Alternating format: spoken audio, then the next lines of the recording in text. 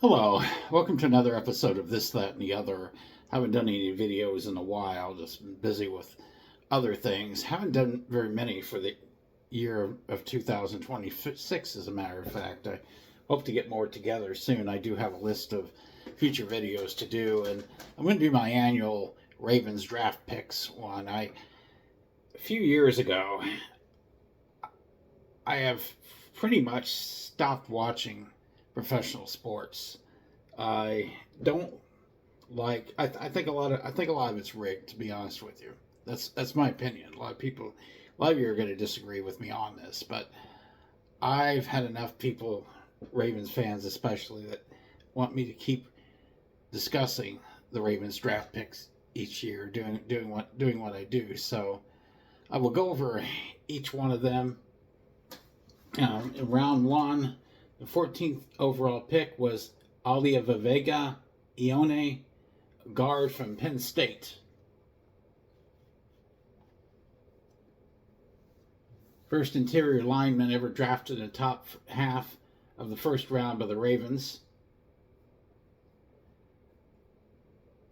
To help protect Lamar Jackson.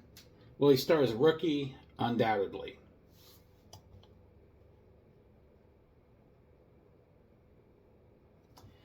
Says he allowed only 2 sacks and 1,106 pass blocking plays in his Penn State career. Even though his strength is creating holes in the run game, he will give more time for Jackson to throw.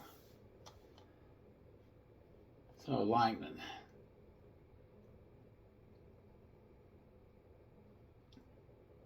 Round two, the 45th pick, Zion Young, offensive linebacker. Oh, I'm sorry, outside linebacker, Missouri. Old Mizzou. So it's no surprise that he's drafted under new Ravens coach Jesse Minter, who will call the defensive plays in Baltimore. 6'5", 265 pounds. Powerful tone setter, one of the most complete outside linebackers in the draft. He led the SEC with 18 tackles for a loss last season. He produced a career high 6.5 sacks last season, ranked 5th in the SEC. His 26 tackles at or behind the line of scrimmage in 2025 are the second most in the SEC. Round three, the 80th pick. Jacoby Lane. This is spelled J-A''Kobi.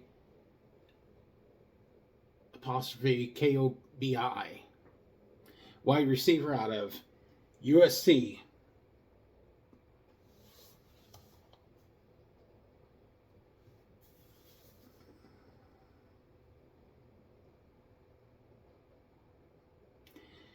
He produced 16 touchdown catches since 2024, which ranks as the 5th most in the Big Ten over that time span. This will help the Ravens, whose wide receivers have totaled 60 touchdown receptions over the last 5 seasons, 26 in the NFL. One concern is his consistency. He has dropped 11 passes since 2024, which are tied with the most in the Big Ten. Round four, the 115th pick, Elijah Surratt, wide receiver, Indiana. Another receiver.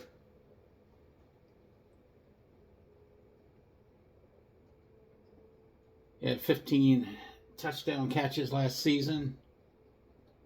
He's 6'2", 209 pounds. Father nicknamed him Waffle House because he's always open. Baltimore prioritized adding pass catchers after the Ravens wide receivers combined for 137 receptions last season, which ranked 30th in the NFL. This is a homecoming for him as he played at St. Francis Academy in Baltimore. Also in the 4th round, the 133rd overall pick, Matthew Hibner, tight end, SMU.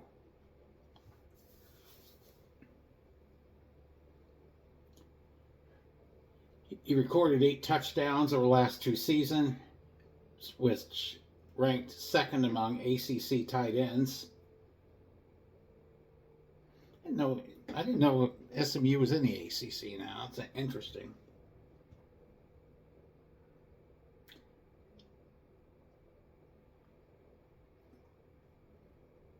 He was the 10th tight end selected in this year's draft. Round 5, the 162nd pick, Chandler Rivers, cornerback, Duke.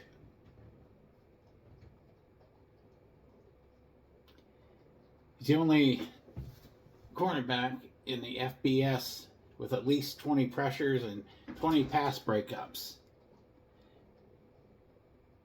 He was available in the 5th round because of his lack of size, 5'9", the shortest cornerback at the combine, but he makes up for that in speed, running the 40-yard dash in 4.4 seconds, which is tied for the third fastest among cornerbacks.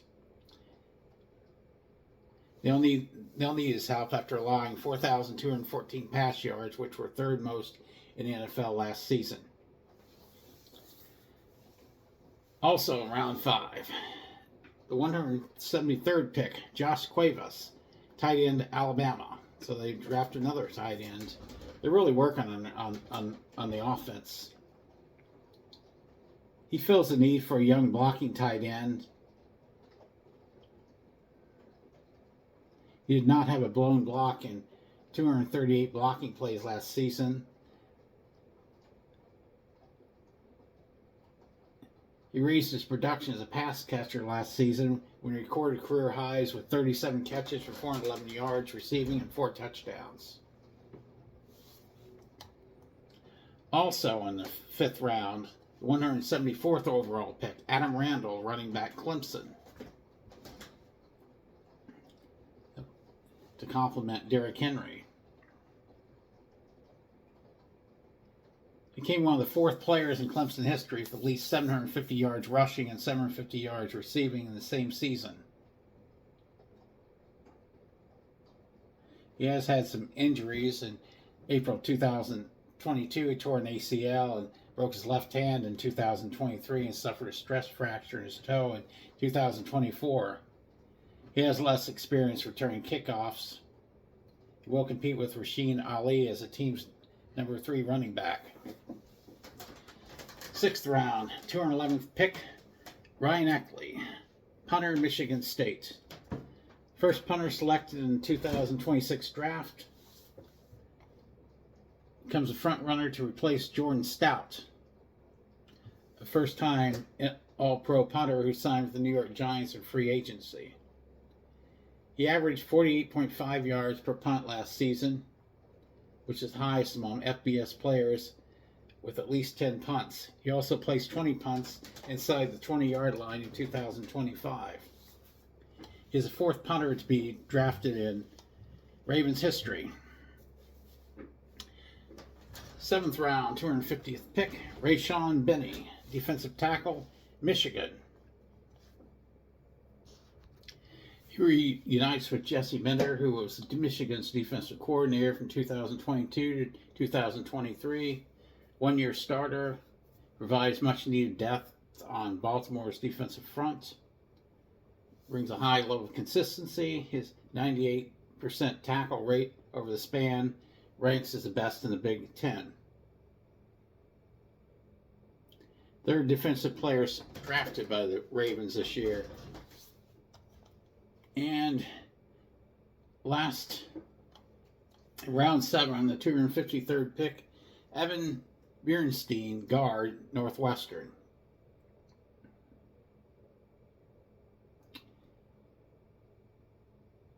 In college, he's been the right guard, making 43 starts at the spot over the last 3 seasons. He's one of the oldest prospects in the draft and will turn 26 in September. And that was what I was able to find out on the guard from Northwestern, Evan Bernstein. Bjornson, Berntsen. Wow, you could easily read that as Beardstein. Anyway, that's what I have on the 2026 Baltimore Ravens draft picks, and I don't know. Maybe I'll watch some more football this year. I'll see. I felt that some of the past Super Bowls have really been rigged as far as who wins them. Last year, I don't. If they wanted to, I don't see how that one could have been rigged. The Patriots were just not good enough for the Seahawks. I knew Seattle was with their defense was going to win pretty easily, and that's what happened. Anyway, hope to get some more videos out soon and get get more subscribers for this, that, and the other. I'm still getting a few at a time, and I want this number to increase. So, like I said before, looking for ideas on shows to do. Shows about preserving history, especially obscure aspects of history. That being said, like, subscribe, share. As always, thanks for watching.